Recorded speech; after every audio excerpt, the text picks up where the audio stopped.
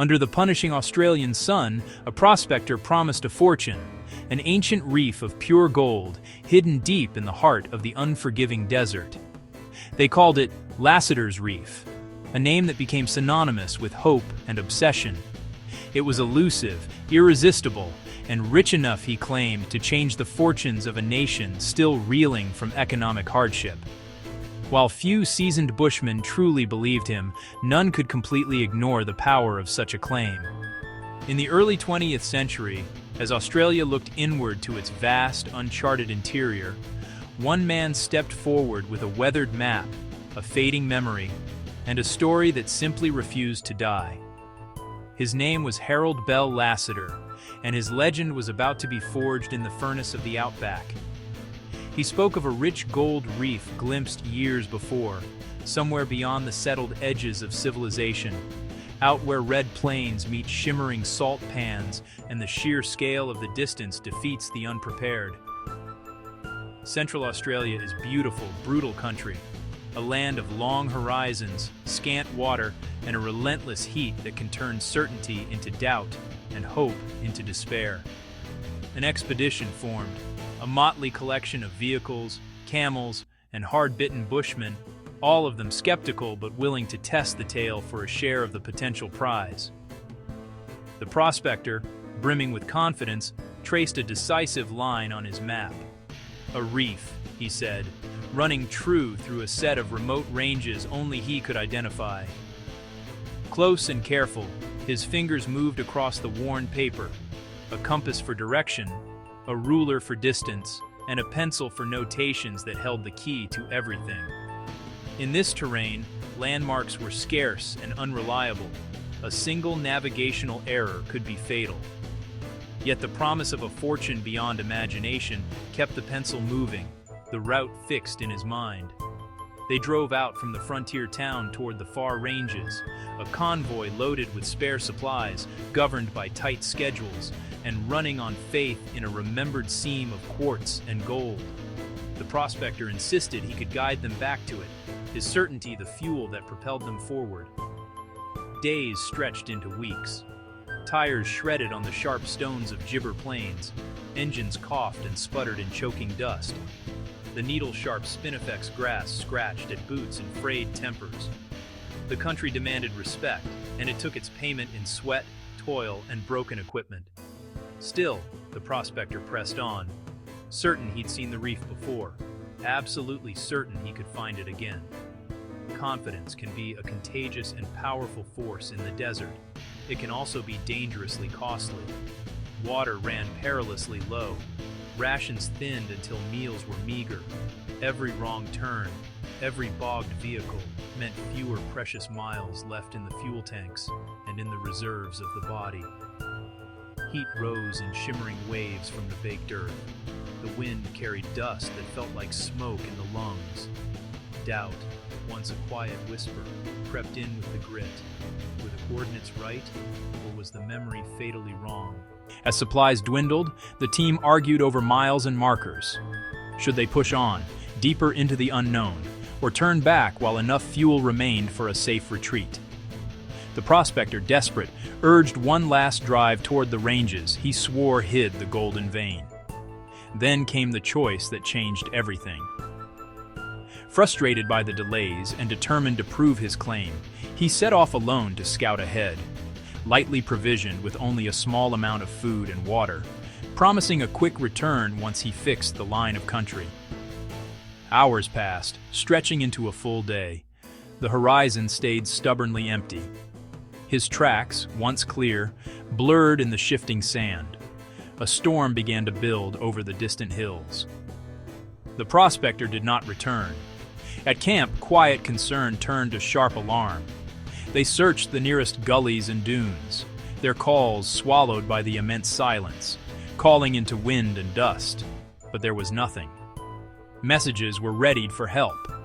Routes were retraced on the map with a new, desperate urgency. Word would soon spread across remote stations and isolated settlements, and later to aircraft, an urgent call for help from the deep interior. But the desert is a hard keeper of secrets. Tracks vanish without a trace. Distances deceive the eye.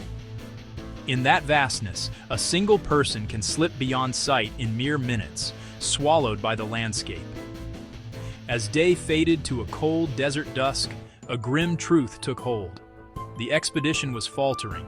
Supplies were critically low, and the Prospector, somewhere out there, was missing. Myths and legends would grow later. For now, the fact was simple, stark, and terrifying. The search for Lassiter and his reef would transform how Australia navigated its interior.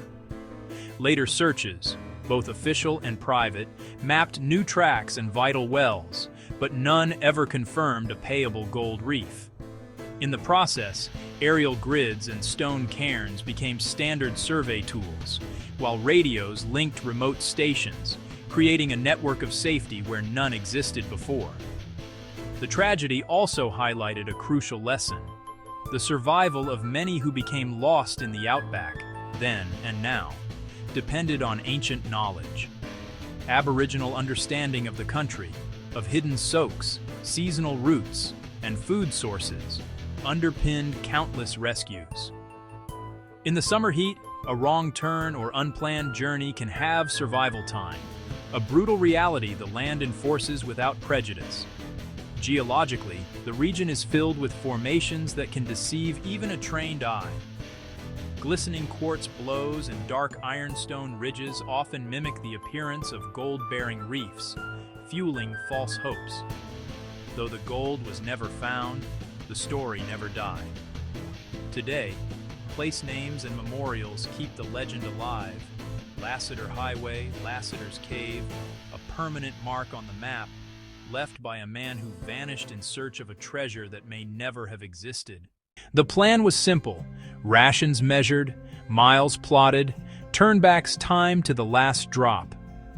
Every detail was meticulously arranged, a testament to the unforgiving nature of the land they were about to enter. Navigation was by landmarks and light, mesas on the horizon, compass and sextant, the sun's arc marking each leg. In this vast emptiness, the ancient tools of exploration were still the most reliable guides. Progress slowed. Tires bogged in soft pans, boots rubbed raw, and the relentless heat haze blurred bearings, turning familiar shapes into deceptive mirages. Water was finite, the most precious currency in this arid kingdom.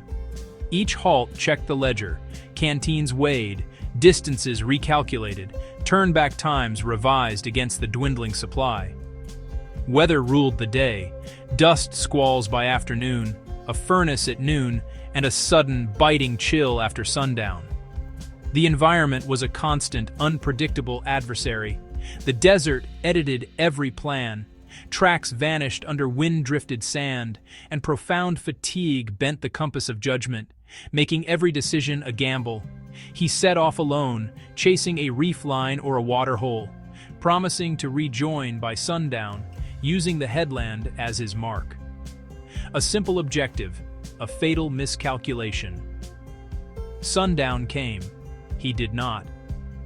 They searched on foot first, calling into the indifferent wind, then by vehicle, laying cairns and signal fires along the line of travel, desperate for a response. Crews rotated to conserve water and fuel. Riders and trucks swept the swales and ridge crests in widening, increasingly hopeful arcs. Word spread to nearby stations and the township. Radios crackled with the news, notices went up, and volunteers assembled, a community united against the vastness. Eyes took to the sky. Light aircraft and spotters flew low sweeps, marking grids and mirage lines from above, hoping for a sign of life. Maps filled with boxes. Each new grid widened the radius and thinned the odds, the geometry of hope turning into a diagram of despair. Homes waited on the wire for news. Out on the ranges, there was only heat shimmer by day and a cold, empty silence by night. From the nearest settlement, a broader search formed. Well checks, soak holes, windmills, creek lines, methodical and thorough, leaving no stone unturned. After days without a trace, operations scaled back. The sky wheeled on over empty country, keeping its own counsel. The search became a story, a cautionary tale whispered across the outback. These events forged new methods. Later searches mapped new tracks and wells, though none confirmed a payable gold reef. Aerial grids and cairns became standard procedure, while radios linked remote stations, shrinking the vast distances. Survival itself became a science. Aboriginal knowledge of soaks and routes underpinned many rescues, a deep understanding of the land proving vital. In the brutal summer heat, a single unplanned journey can halve survival time.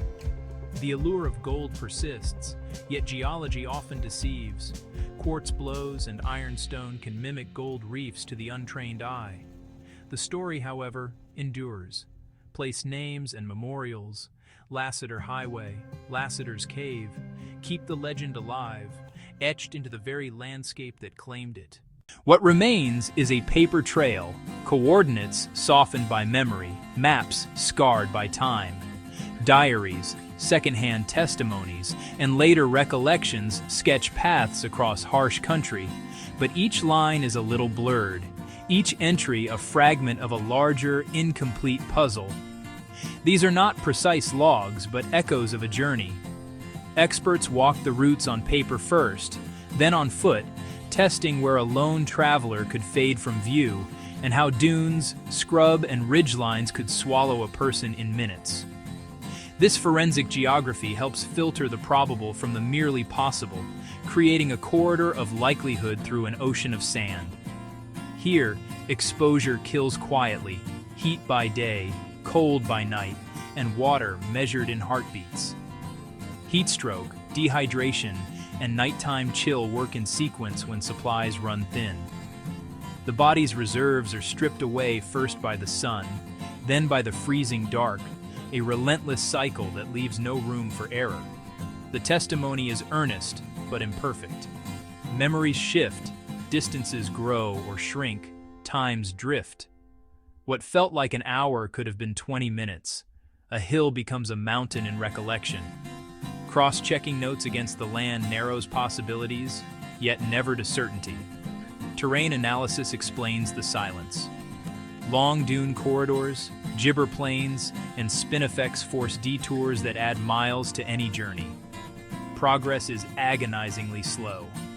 Dust storms erase footprints, wind redraws the map by morning, making yesterday's path an unreliable guide for today.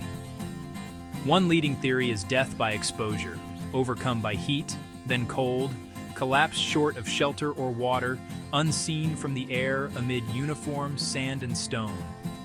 In this vast, featureless landscape, a human figure is easily lost to the shimmering heat or the deep shadows of a rocky outcrop. Another is misnavigation, a bearing drift, a landmark misread, or a sudden dust squall pushing a traveler off course until the dunes closed behind. A simple mistake of a few degrees, compounded over hours, can lead a person miles away from their intended destination and precious water. A third, injury.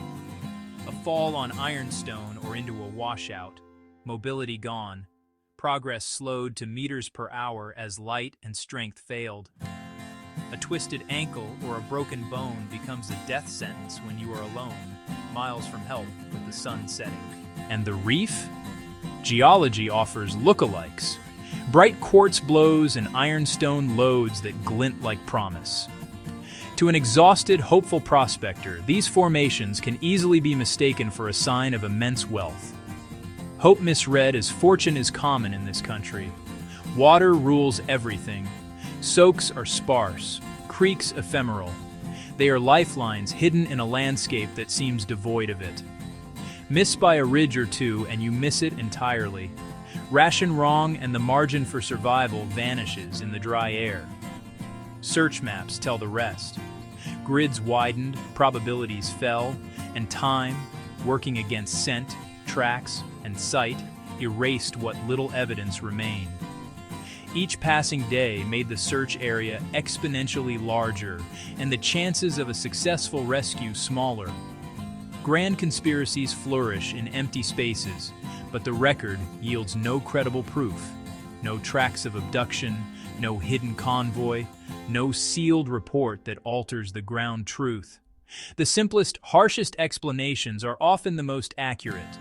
Because some details will always be missing, absolute certainty is out of reach.